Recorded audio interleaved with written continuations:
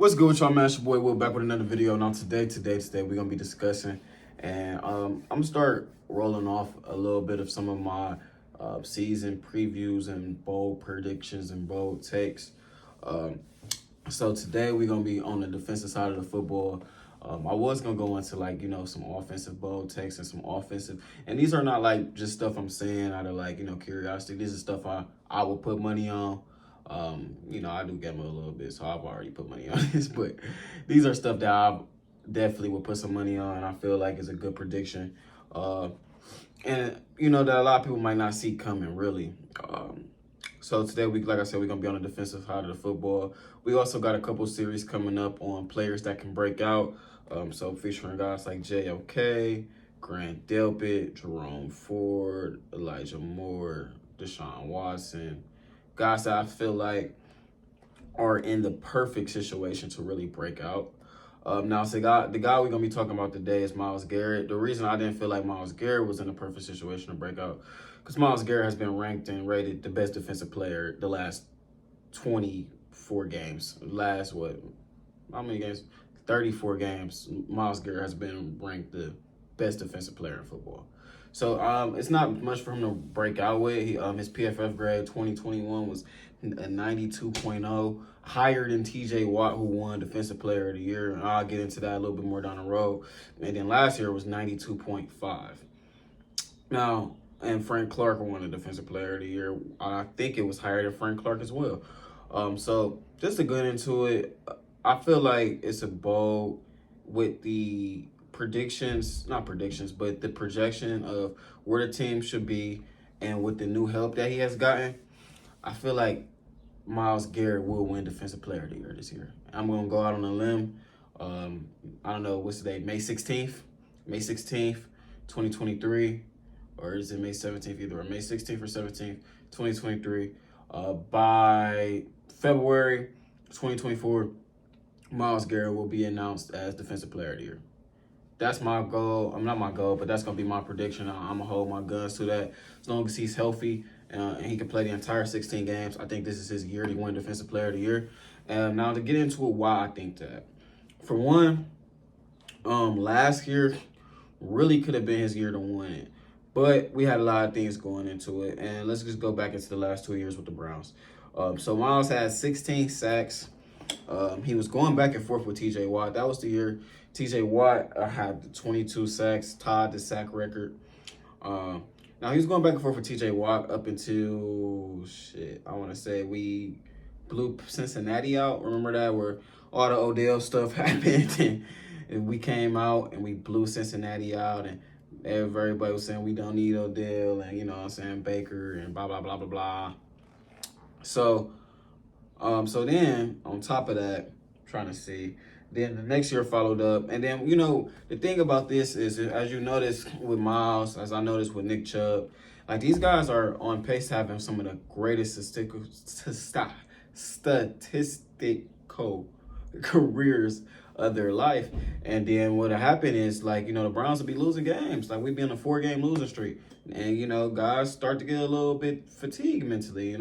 You're going out there, and as you're going out there, you losing and putting up 45 points and putting up 200 yards and losing and getting 6 sacks and losing. You know what I'm saying? It starts becoming mentally fatigued. No matter what I do, we're going to lose this game regardless. So why am I trying so hard, And then especially when the entire, just going in, I'm speaking on Nick Chubb and Myles Garrett, the entire defense and the entire offense is going out of their way to stop you. You know what I'm saying? Myles Garrett and Nick Chubb is getting a significant amount of attention. They're having to overcome grown, great NFL players, hounding in on them, and put up career high numbers, and they still lose. You know what I'm saying? So it's mental fatigue has definitely played the part. If you look at Myles' sacks numbers and his careers and his stats numbers from week 1 to week 10 when we start losing and shit, you can see mentally he just starts letting it go a little bit. He starts getting a little bit fatigued. And same for Nick Chubb. The guys start getting frustrated. They're putting up all these great numbers and great stats, and nothing's happening for it. So that goes back into what I was stating. Like why a lot of people don't feel like or don't automatically say Nick Chubb's the best back in the league, or why a lot of people don't feel like Myles Garrett is the best defensive player and deserving the DP of the year, because the Browns don't win games. Like if we were 10-7 last year and Myles had 2 more sacks, don't see why he wouldn't win Defensive Player of the Year. I feel like the whole narrative and the perspective is changed differently when we're winning games because of the defense. You know what I'm saying?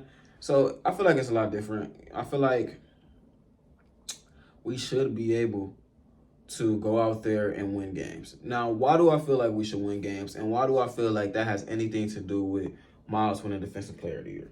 So he had 16 sacks back-to-back. On top of having 16 sacks, what do you have? 17 tackles, 33 QB hits. Like, his numbers is great. So he has the production. He has the PFF grade to back it up. The only thing Myles is lacking is, for one, he's not finishing the season strong, and we're not winning games. And I think we're not winning games has a lot to do with why he's not finishing the season strong. Going back to what I said earlier in the video.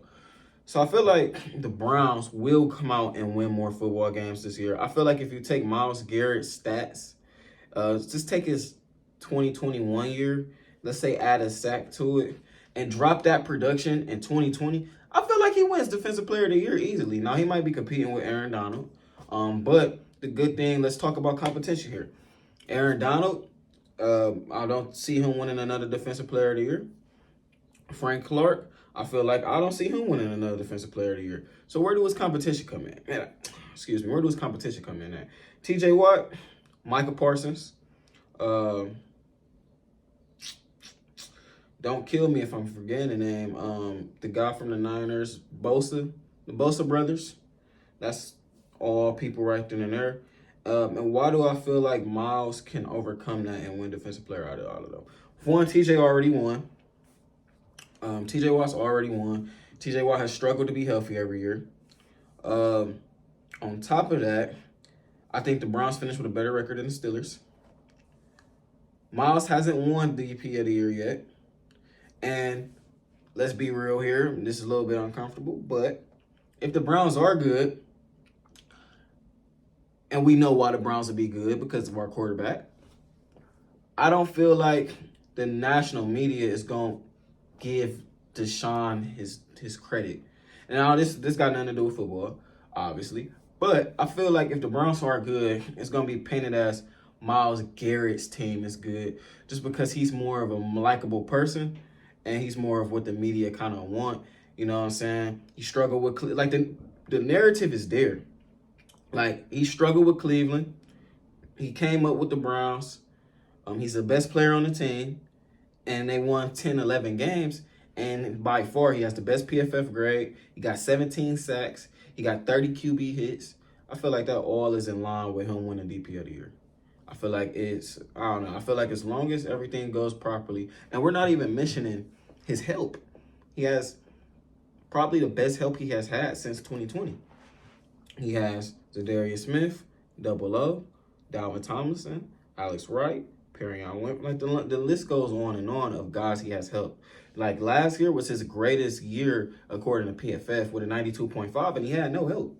Imagine if you just take last year and you give him some help, how good his numbers would be, how more motivated he'd be to go get them sacks. I don't see why he couldn't get 18 sacks. You know what I'm saying? I don't see why he can't get 18 sacks if he's fully healthy this year. And if Myles Garrett goes out there and gets 18 sacks, 30 QB hits. 30 QB hits is not even, like, you know what I'm saying, a career high for him. 30 QB, he had 33 last year. If he could get I don't know if it was last year or if it was 2021. I got that part confused. But if he could get 30 QB hits, 17.5 sacks, and the Browns won 11 games, and he continues to have 2 forced fumbles, or a forced fumble here and there, a couple highlight reel plays, a couple games where he just go in there and wreck big games, like, for example, at Cincinnati week 1, or, at Jets Thursday Night Football weeks, what's that, 17?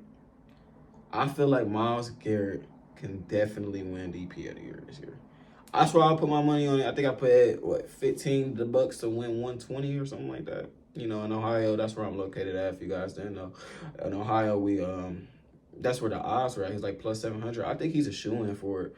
I could be off. Like, this could be wrong. But as long as he's healthy and this Browns team is at least a 10-win team, I don't see why he wouldn't be a shoo-in favorite for DP of the year. Unless, the national media goes with and, sucks off Micah Parsons and gives him it. But I don't see a reason why Myles won't be DP of the year. But that's going to wrap off today's video, man. Make sure y'all like, comment, subscribe if y'all new. And I'm out. Y'all have a blessed one. Peace.